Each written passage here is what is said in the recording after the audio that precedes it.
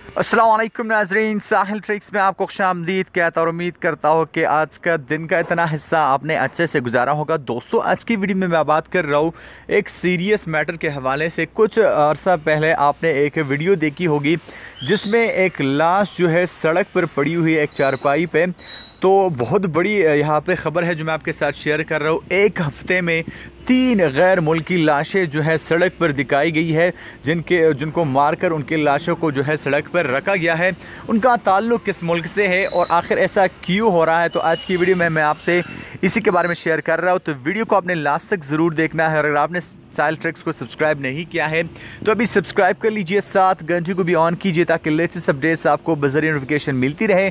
तो यहाँ पे वाक़या पेश आया असीर और दायर में, जहाँ पे 3 गैर मुल्कियों को कत्ल करके उनके लाशों को जो है सड़क के बीचों बीच चारपाई पे जो है रखा गया। यहाँ पे लोगों में सनसनी फैल गई है, यहाँ पे लोगों में खौफ जो है वो फैल गया, खौफ हरास यहाँ पे फैल गया है।